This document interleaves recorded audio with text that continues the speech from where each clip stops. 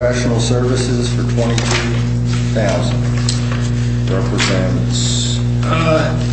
That's post-appeal outside the scope of the contract with the appraisal company. There's certain things you paid for, the town paid for through that contract.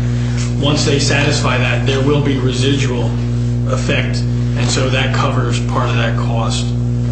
One thing I want to ask you to consider, not this year, but once we straighten out this, the state will allow you to what I call a maintenance plan, where the assessor can, on an annual basis, look at a quarter of the township each year and keep the numbers up. So you never go through a reeval again because he's keeping the market ratio up. Well, why? There's a cost. I won't even get to why you don't do it every year for the entire township if you have a computer. It doesn't make sense. There's a certain amount of field work that goes into it and things like that. But my point is, you could budget more money. You apply. You apply. If you're going to do something to your house to improve its value, more often than not, there's a permit associated with it. So you have a understand people do. That's why you do the field inspection. I got that. Deep breath. You have a computer, okay? If again, down into the weeds. But my point is, you could put a maintenance plan in place. You have to boost that budget line item to it, because again, you can talk to Mr. Goebel about it, but you would need to increase certain things to have maybe part-time field inspectors and things of that nature. But you keep your numbers high so that your ratio is always accurate, or as close to accurate than going through. In a perfect world, you can do it all remotely. Right.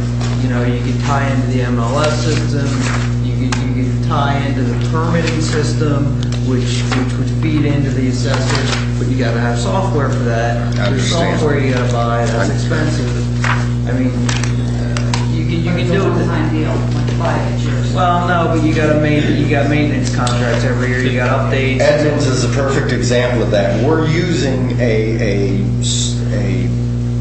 financial software from a company called Edmonds, and the burden that the township has to use this, and quite frankly, from my perspective, it's a worthless system because it doesn't do everything that it can, you know, but 90, or I don't know what the percentages are, a very large percentage of the state is using it.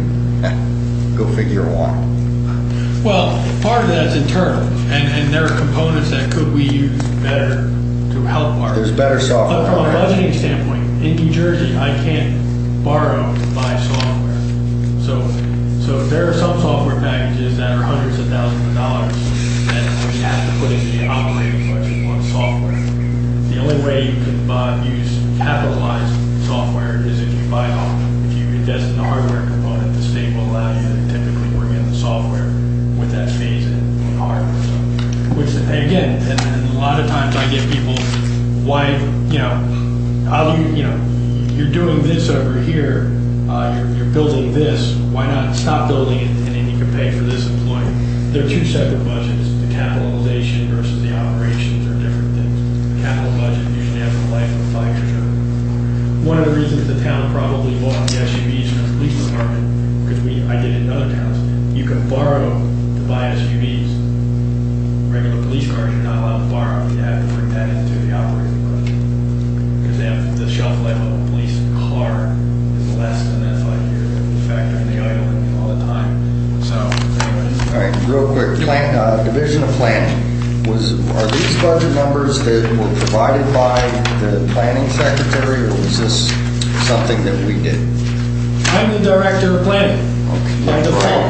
So these were my budget numbers, and I'll be honest with you, what I looked at in the planning and zoning was where I just came from in my former town, where I had 2.5 staff and a budget that was a couple $100,000 less than what Medford's budget was. In my opinion, a lot of this was professional service costs that went towards different issues, whether you're right, wrong, or different, Medford crossings, things like that didn't come out of other line items. So from my perspective, why, again, looking at a comparison of where I came from, we have 2.5 staff. Right.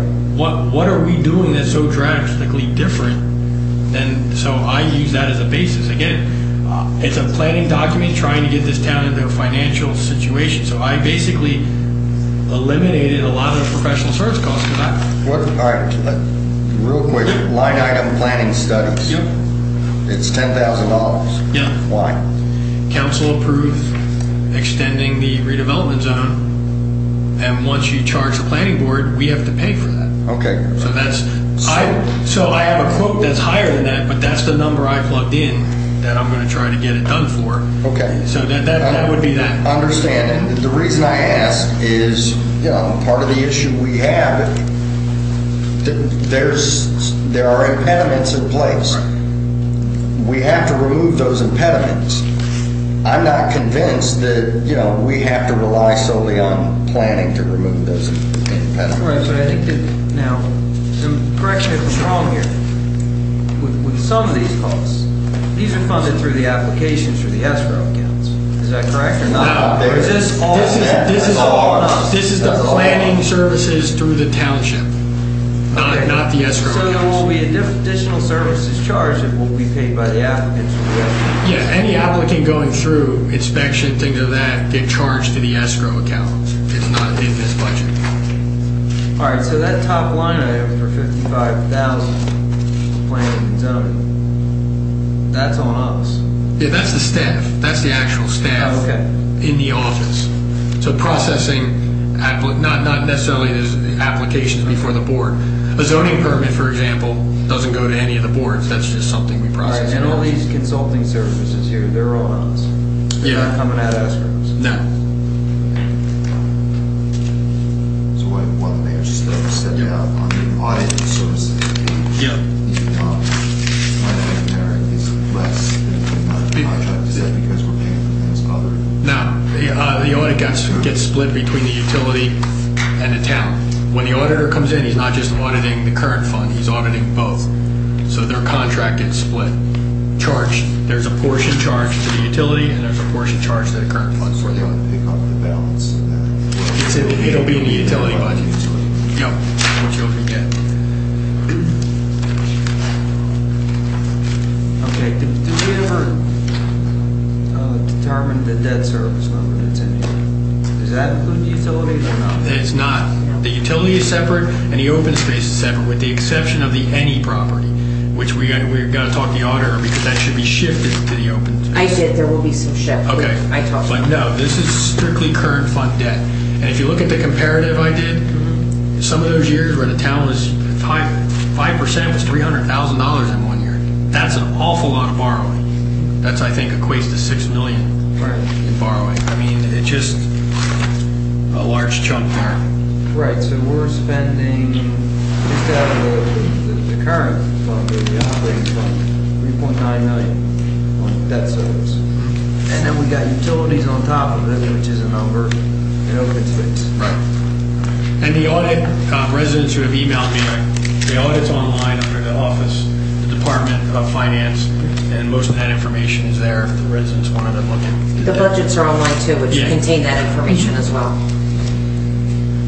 On the legal services page, the 2012 number is slightly lower. Is that just based on an estimate? I put a cap and what I thought a monthly reasonable amount of money we should be spending on legal services with some flexibility. So for 2011, the number that's there, 167,000, is that actual? Is that what we're spending? That's actual out of that account. There are other accounts that legal was charged to, I think, last year, some depending on the cases. And that's where I think, Kath, correct me if I'm wrong, but like under planning, some of the MVE matter was charged against. All MVEA should be from planning. Okay, so that was all Always has charged been. there. So you're not, we spent a lot more Is that on not legal. the same thing in the budget? Do you have legal fees budgeted? I have but not as much. Again, trying to control our budget and drive numbers down, it's a projection. It's simply not going to cost that much anyway. And trying to cap it. If you think we can lower that, again, council can, I know, for example, we got our first bill from the attorney, and again, there's some transition, but first month it was like $6,000. I'm projecting a little higher than that, but just for other things, you just don't know when things come up.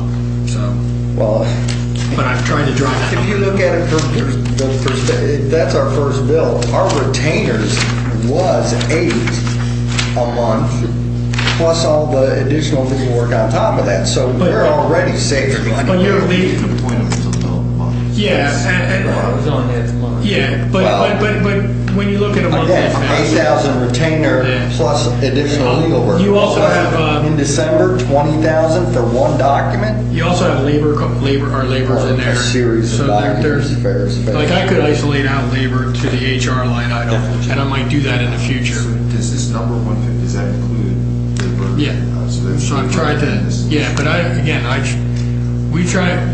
said, what we're trying to do now is, for example, staff is doing a lot more of the resolutions. There's no reason, we're trained to do some of this.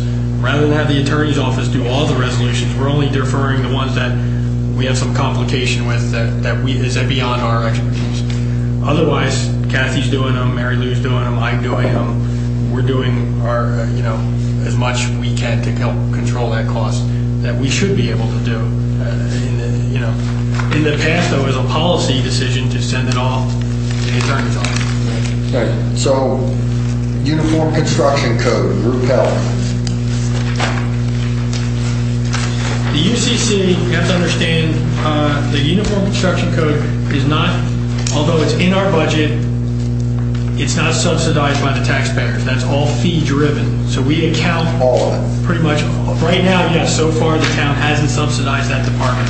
Last year, we had a surplus at the end of the year of about $32,000. So we're not subsidizing that. So we do try to account for all their costs because the state allows us to do it, to account for all that and then use the fee to pay off that. So I thought that was my understanding. I just wanted to make perfectly clear that was one of those revenue streams that I need to see to make. right, and I'm trying to figure out how can we grow that surplus a little bit to help, or reduce some of our expenses in house against the surplus because we still have expenses. Well, we certainly don't want to we don't want to double our pinball fee. Right. I understand. Anyway, all right. Insurance liability. Oh, Mayor, let me back up with the UCC. We're going to realize some revenue, I think, there this year, not nominal, but historically, Medford Township has had the state do the elevator subcode.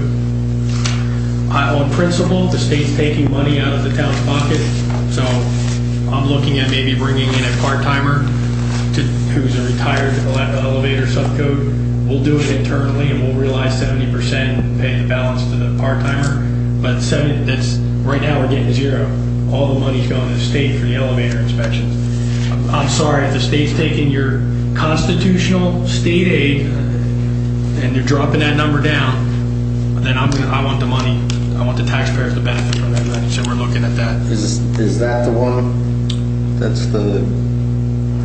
No, it's a different person. Okay. But again, I would have to put a notice out in an advertisement if anybody interested. But that's something. I just wanted to double check because. Not that we have a lot. We have 32 inspections a year. It's probably $9,000-$10,000. But I just wanted to make sure I was talking to the same guy or a different guy or some guy or no guy. And real quick, we are going to have changes in that office.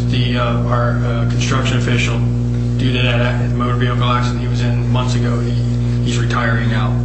He's not going to be able to return to work. So we're going to have some change over there, and I'm looking at how we can make that office a little more efficient too. Okay. Insurance liability. The community center is a separate line item here. Is that because it's being paid out of a That's our agreement with the Medford Memorial Community Center. Oh, So we just isolate out that Okay. agreement All right. cost, that we cover that as part of our arrangement with them.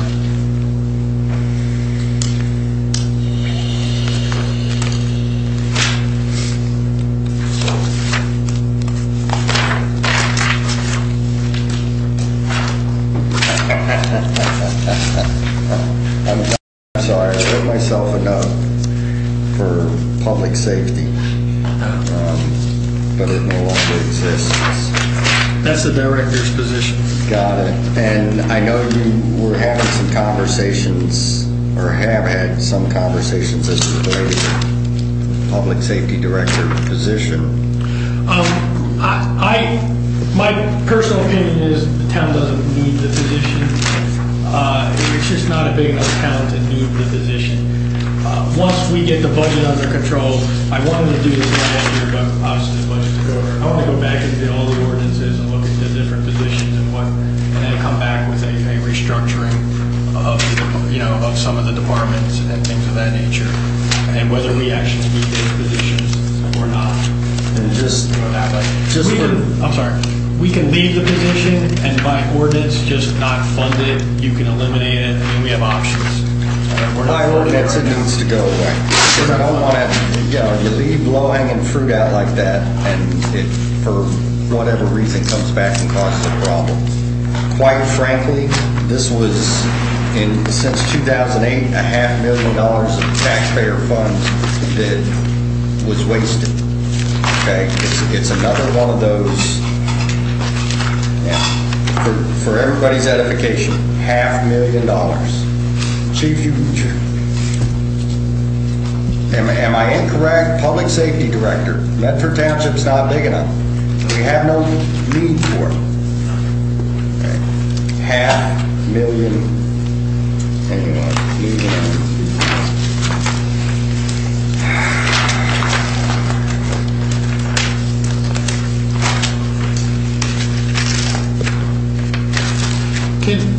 Go ahead. Let's talk a little bit about fire. Historically, I'm guessing, because I didn't live in town, but I was a fireman. Before 2001, you had two traditional volunteer fire companies. Under statute, under that scenario, the town typically provides a contribution to those entities on a fixed value, and that value can go up based on statute, and then cover some of the other costs, such as insurance coverage and things of that nature, as the statute says that. Over time, there are other statutes that came into play. For example, LoSAP, Local Service Award Program, it's kind of like a pension system. The taxpayers here voted that in. That provides an incentive to volunteers that when they're, if they're running calls and things, they have money, so to speak. We also, as under New Jersey, when you put a certain amount percentage in, basically the death benefit you get from the state, so there's a pot of money there too. But so over time, it's my belief though, between whether I'm not talking about paid versus volunteer, I'm strictly focused on volunteer. The town's cost on the volunteer side has grown. It could be controlled by going back to the old-fashioned way, where the town just provides a contribution. Covers the basic things we're required to provide. But you need a big commitment from volunteers, and I think that's the dilemma in today's world.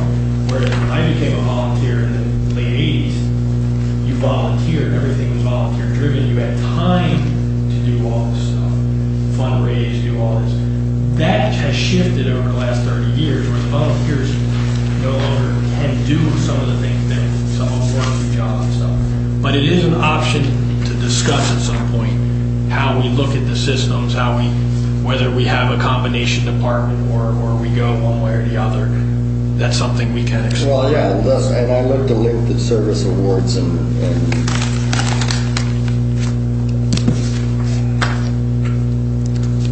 at some point in time down the road, Medford Township, I'm looking beyond this year. Right. We're going to get we're going to get better simply because we're going to change some things.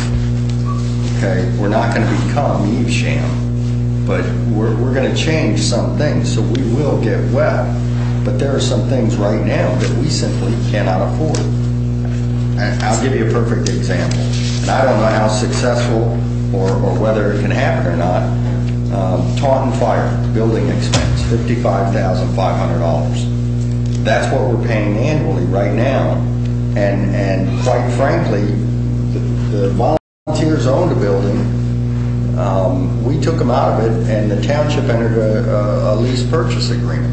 In my mind, over the course of that lease purchase, the township's taken it in insurance. How do I get out of that? How do I cancel that lease purchase agreement? And you know, go back to looking at doing it in the interests of taxpayers rather than the owner of that building? Because essentially that's what we did. What is that 55.5? Is that our lease payment? Yep, it's our lease payment. You did pay Taunton Fire a lease payment to use their building though prior to. We did, Just to but let you know, it there was rent both ways. Absolutely. I agree there was rent both ways. Right. But the cost to renovate that building and what the owner of the building is getting out of it, sure, over the course of the life of the lease, you know, it's only a little bit. You know, that's like being a little pregnant. It's like, you know, I'm only stealing a nickel. It's not like I'm stealing $5,000. And I'm not saying it's theft. My point is, that is not in the best interest of the taxpayer. That's not a frugal expense. It's not quite frankly, I don't think it was a legitimate expense. We had a building, it worked, it was housing what we needed, and we went and bought a building we didn't need. I'm not disputing one, I just wanted to make sure that everyone understood that we were paying rent for whichever building we were in, we had a rental payment. I mean, That's somewhat consistent, correct? Like it hasn't, looking at this line item of building expenses, it hasn't gone up. How long have they been in the new building? Not since 2008, correct? right. No, they haven't. So I understand we had a big initial expense of fitting out the building, but And looking at these numbers, 55.5 is probably $10,000, at least $10,000 a year more than we were paying. And again, I wasn't here, obviously the decisions were made on certain things. No, it doesn't show on this. Okay.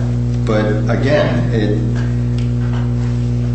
But let's go there a little bit, because I've taken the gloves off. So $10,000 a Straighten year this out. from my perspective. I can't go back in time and question certain things, and I can in some instances. You know, the town has inherited or absorbed more facilities. You know, I know we have a squad building. I've had discussions with whether that, you know, but we have it now.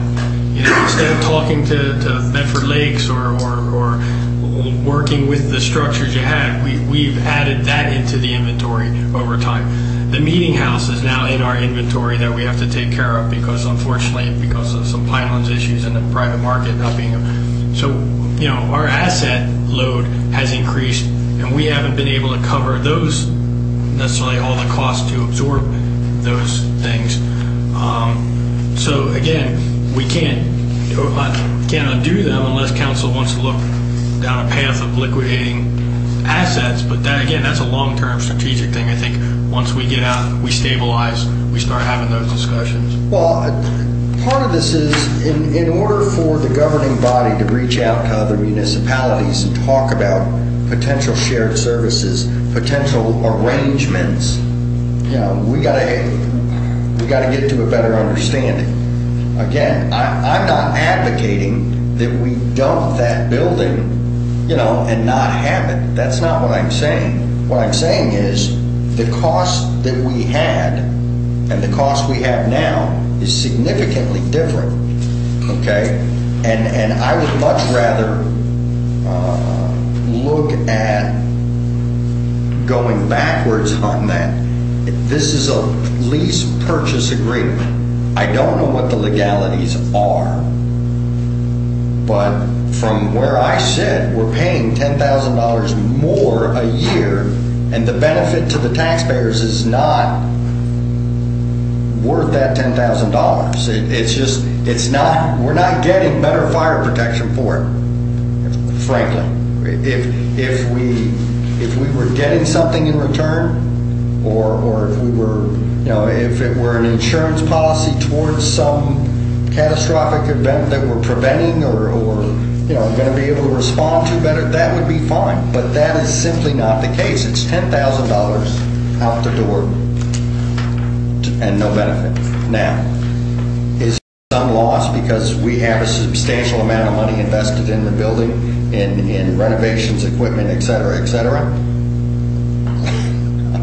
Again, I'm not trying to rehash this. I'm saying we're sending $10,000 out the door. And this has got to be something we look at.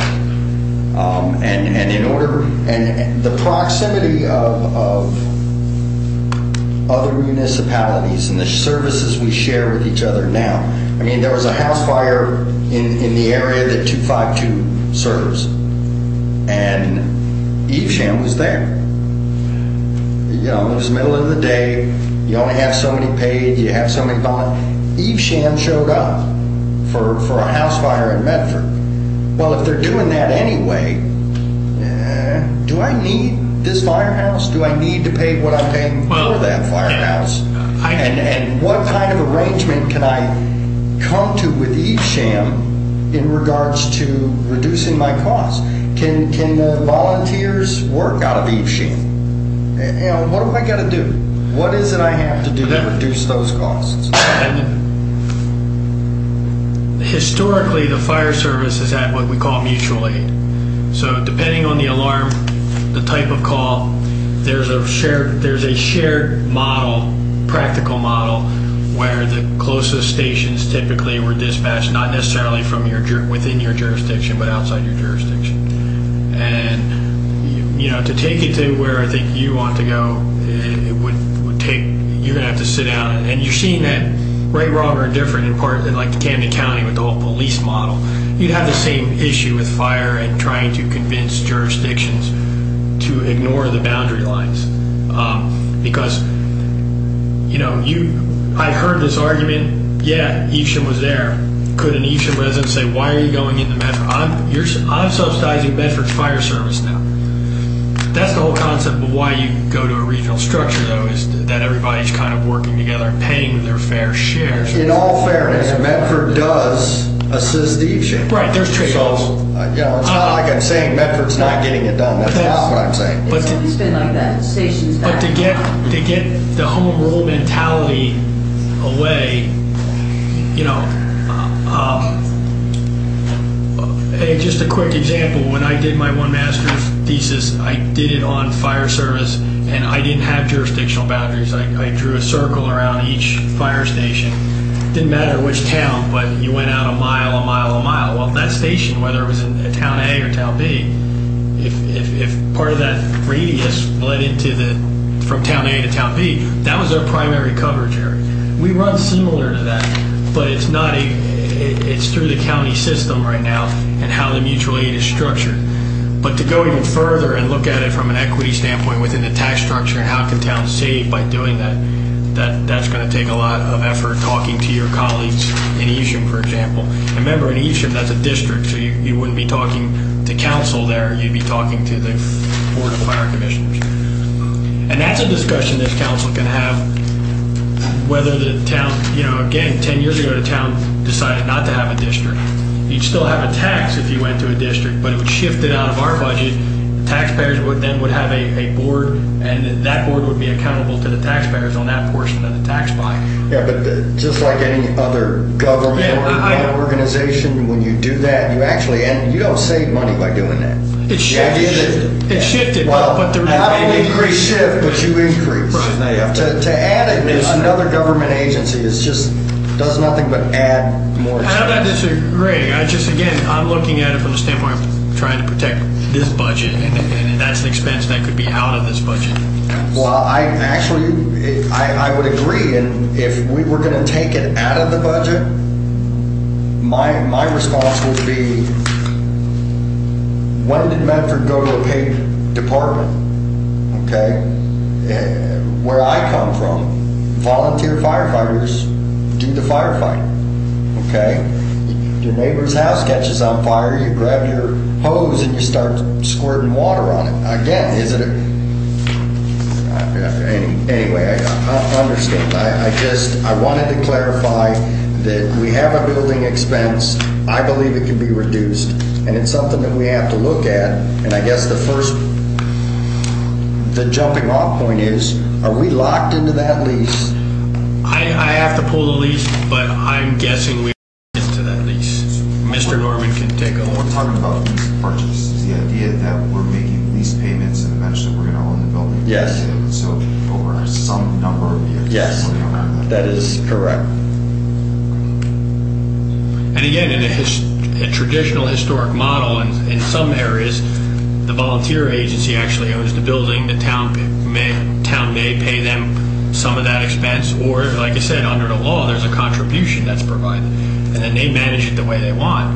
They are still responsible to the town governing body under the supervision and control part of the statute, because they're acting on your behalf to provide the operational fire protection. So what they do operationally, the town has some say in, but what they do as a company and their building and things, certain aspects of the building, the town wouldn't have say. And that's how it was here, Right. you know, years ago when I joined.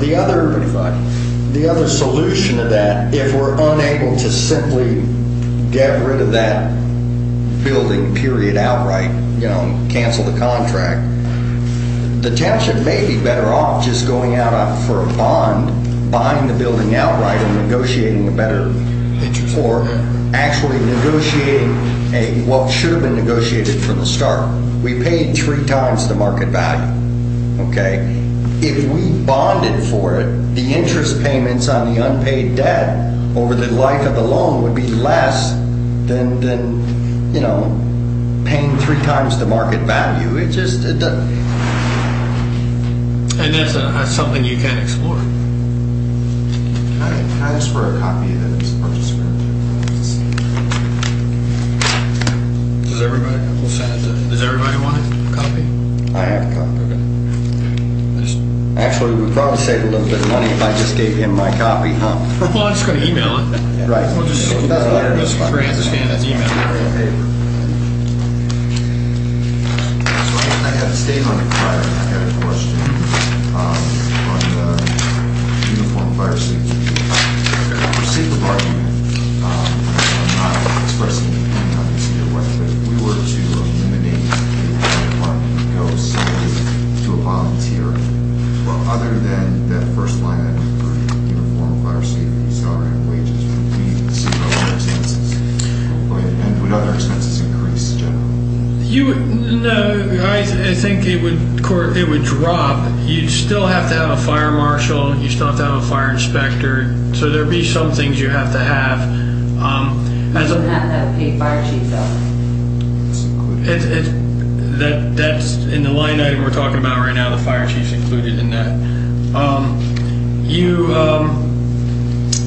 You would still have the statutory costs. I said earlier, there are mandates that again, although the volunteers would be responsible for it, the town through its contribution, and that would have to be determined. What is the contribution to cover some of the? For example, today, back when Chuck joined and I joined, you wore your gear till it really wore out. Now there's a 10-year shelf life. Every 10 years you have to buy new fire gear. And if you end up with a tear, it has to go to a specific company, and it costs a fortune to repair. Everything has changed. When we were doing, everybody shared a mask. Now everybody has to have their own mask. And the law, again, the laws and the mandates that we now have to ensure that the fire service is protected, and whoever's providing it, is changed and evolved. So the same, would there be costs in this line item of 440? There would be some. So it would be around 400,000 that savings if we made that decision. I'd have to figure out what we would pay a fire marshal, what we pay a fire inspector, but yeah, it would come down. I would say probably maybe 3 to be safe, factoring in some salary cost or however we pay for that. Would other things come down as well too, like workman's comp premiums and things like that? Yeah, it would shift. That would shift. Your insurance would shift. Your health care would shift a little bit. Corresponding with those positions as far as that. We give an analysis at some point as to what that savings would be from that direction. If I can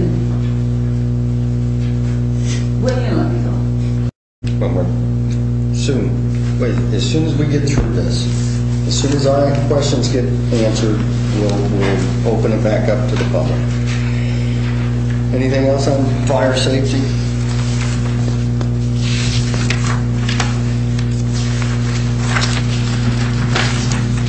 Okay, I'm not even going to do road repairs. Deer carcass removal. Isn't that part of the contract we have? Road repairs and maintenance? We use the county's,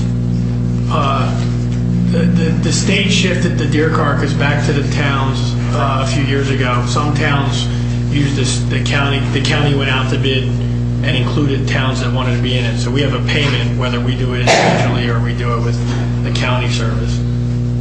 But we let a contract for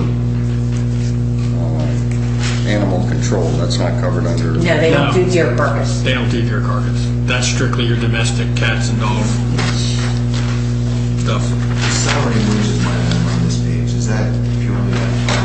Yes. And what percentage of public works under this budget is that most of it? That would be our no, a big chunk is actually in your sanitation. This is part. Sanitation for our own. Yeah. Or no, what I'm saying is you have different components of public works. You have your road repair and maintenance line item, which certain employees strictly work that and that's accounted there. If you go down for sanitation, for example, although. Well, I was going to say we're eliminating most of the sanitation. Yeah.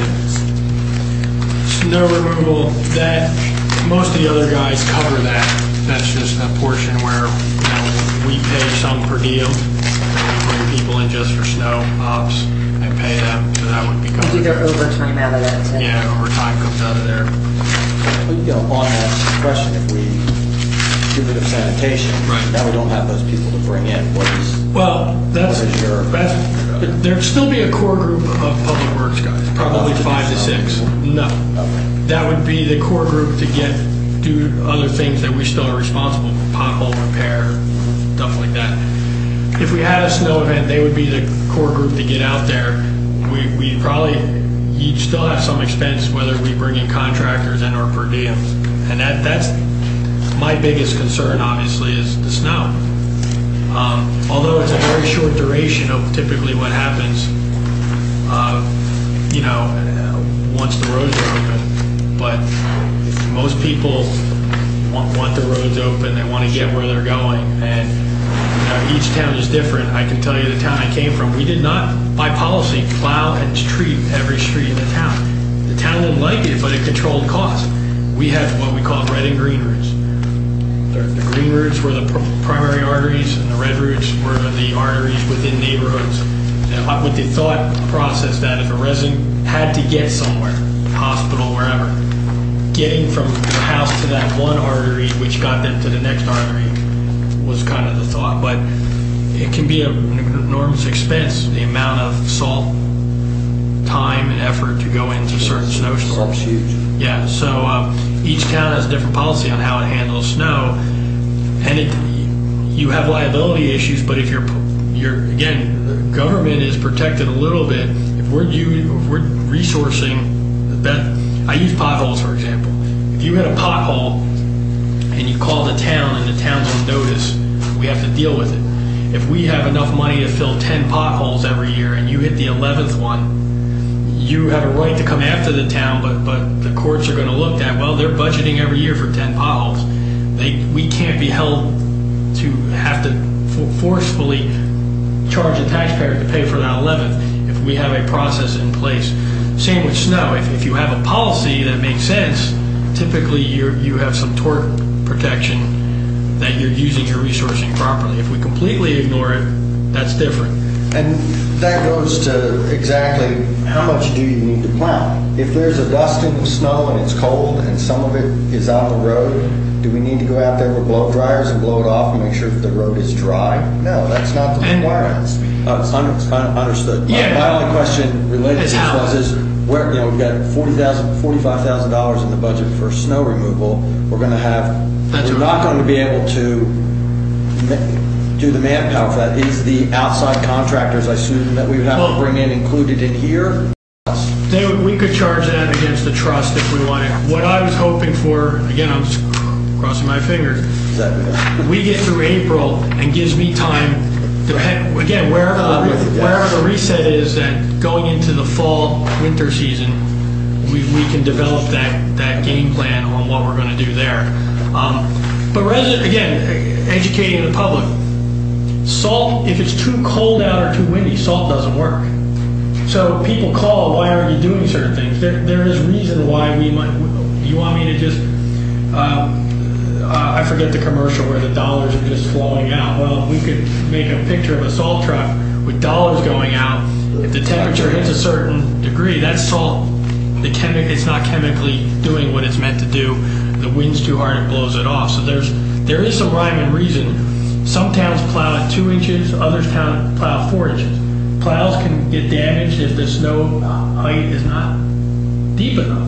So we could contract, even, let's say we write this ship and we contract out sanitation. So we're still not doing it internally, but it's part of the taxpayer money.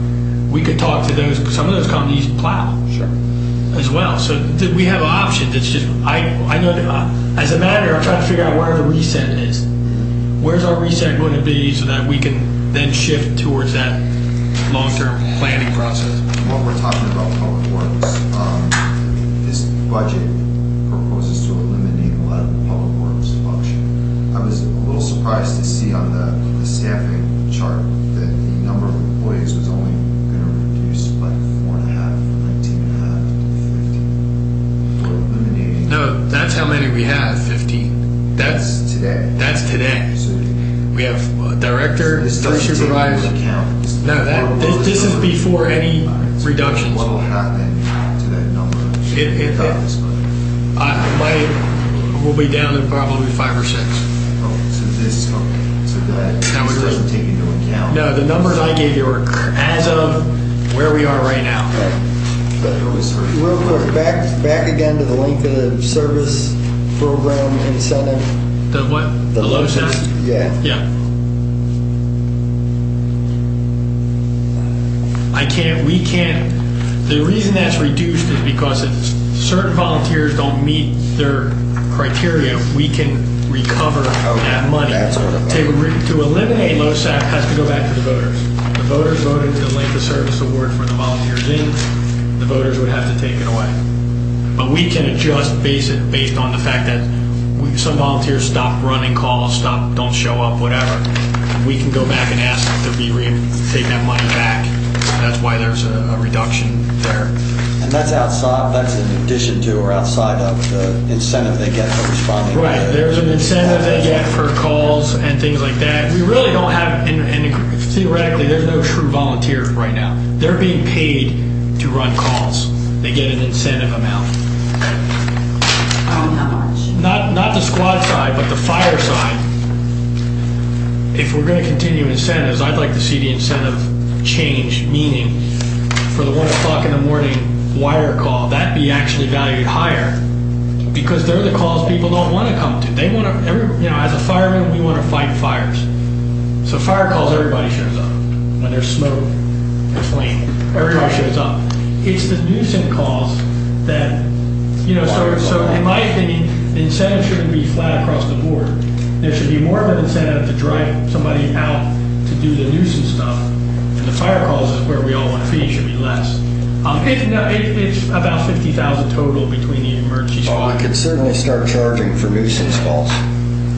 Well, the squad, we do bill for calls, and the fire company does bill insurance company for certain type of calls that are squad related or automobile accidents. And most insurance companies are paying now, actually. Shade tree. Quickly, I'm sorry, go ahead. you just mentioned the squad, remind me of the note I had here, the squad billing that we bill, and is that what this EMS billing services? Yes, that's the line? charge for the billing process. So that's what the company that sends the bills charges us. What do we bring in? About 600,000-700,000. Okay. So well worth the expense. Yeah.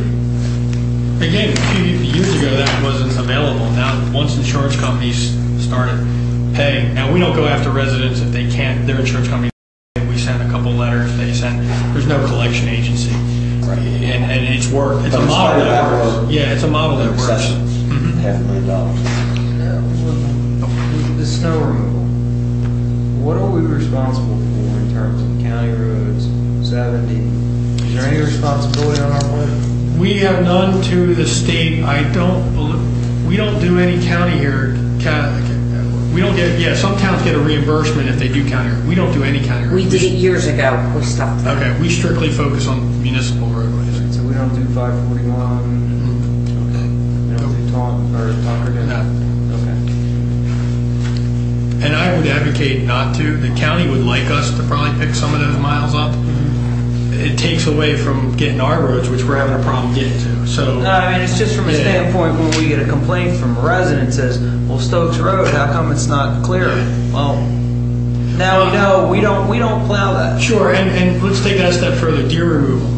I have Tucker Road is the county road. So in the past, Medford might have picked up that deer just because it's Medford. We want to look clean and all that. You're paying $17 to that entity. What do you get for $17? You get deer, you get your dispatching service, you get the library, you get some roads. Perfect. So my point is, it's not that I don't want to pick it up, but we absorb that, and the county's not. So I've been pushing back. That's a perfect example of where Medford needs to go. It's a county responsibility. It's going to take them 3 weeks. Medford Township can pick it up the same day, but we don't have enough money. We can't pay the guy to pick it up same day. And because we have been doing it, it put us behind the 8 ball. Your mother, brother, uncle, sister, cousin, friend, neighbor can pick it up the day after so that Medford keeps looking clean. So you got 3 choices. Make the county do their job and wait 3 weeks, pay the township more money, or get a volunteer to fix your problem immediately or fix it yourself immediately. Decide what it is. The public needs to decide what it is they want, and that's where we're at now.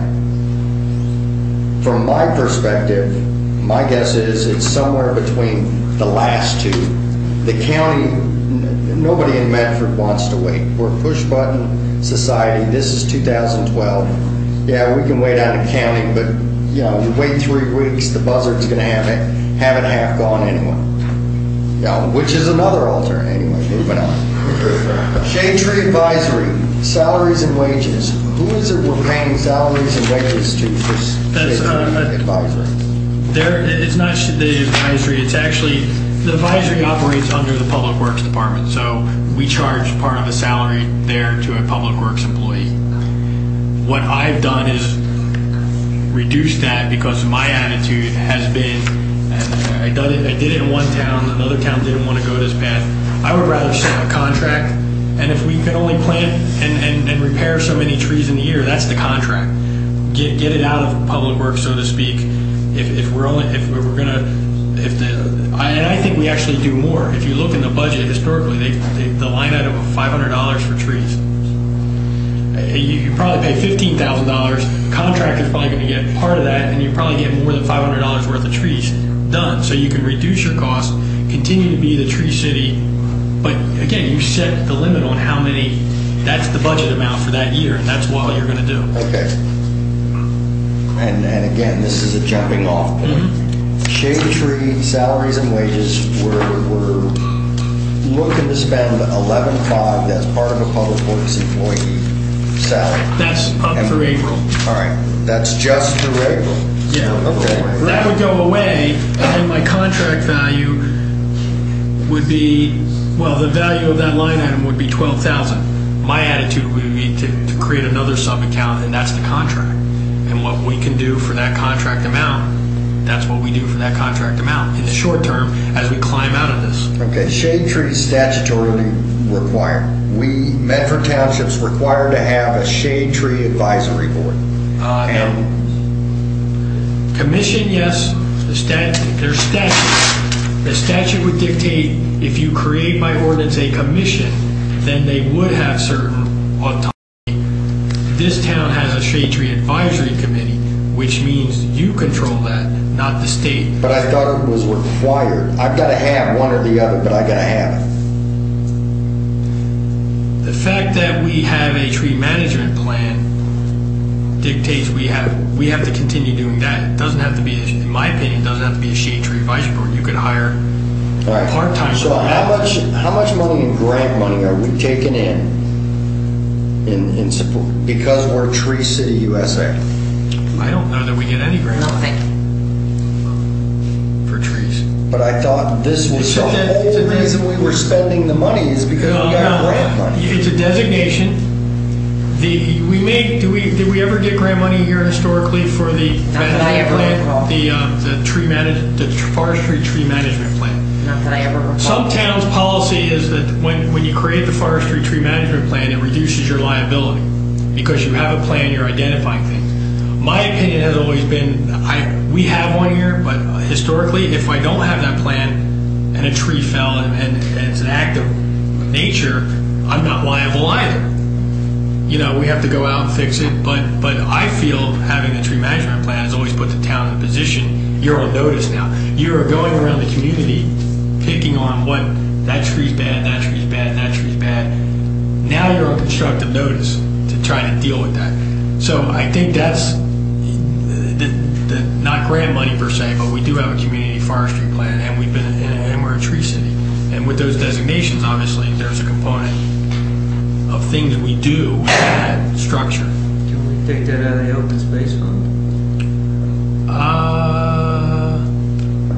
Good question, because like if you have a tree lining Main Street, that's not technically an open space. See, remember, your shade tree is not necessarily the parks, it's your shade trees on roads and things of that nature.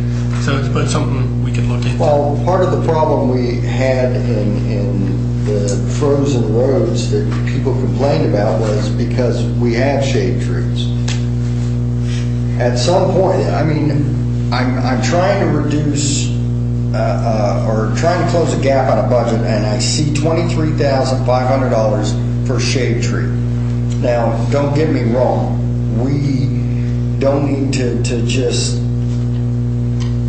go out and destroy the environment, but what am I saving by budgeting $23,500 for shade trees? It's not necessarily saving. Again, trees that are the town's responsibility, which there are many within rights-of-way that we are responsible for. If that tree is dead or dying and we're on notice, we would take it out of this line to go in and take that tree down.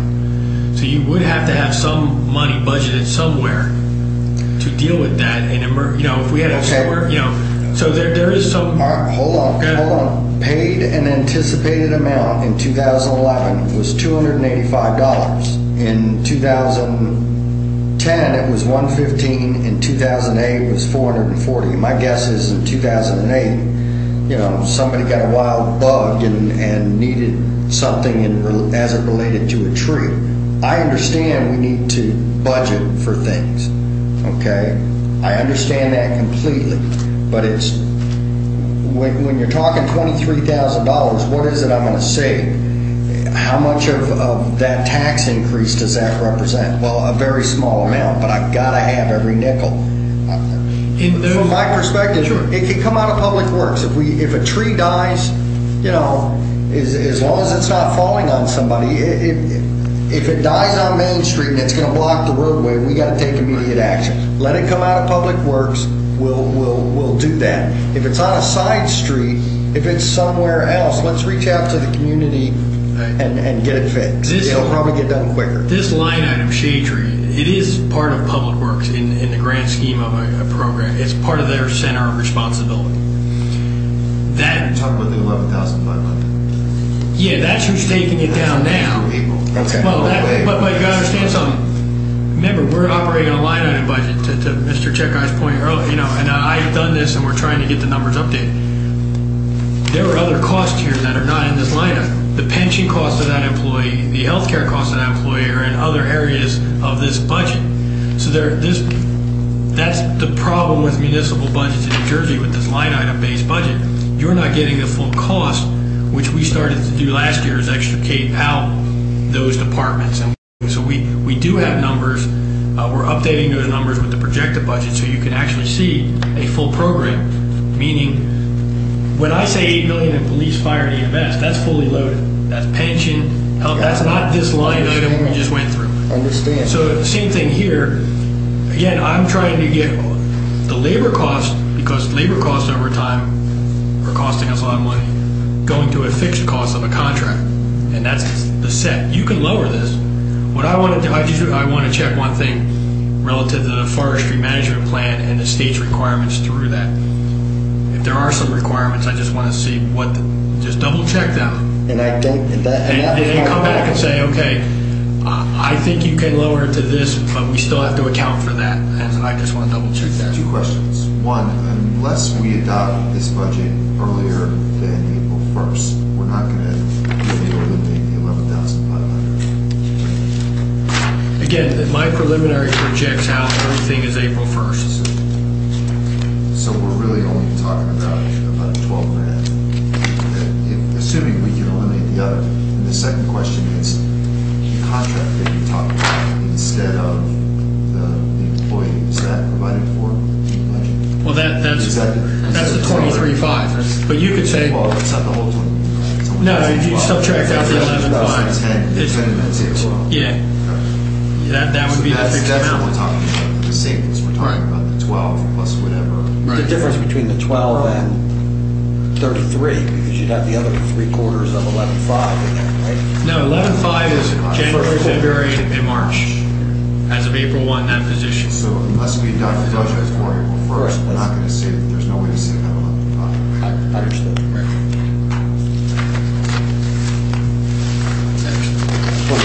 The 10 down here is what we're doing for the rest of the year. We're not going to be spending the 11.5 for the next 3 quarters. That's how you went from the departmental request of 47 to Right. the measure of 31. Correct. Yes, got it. Yep.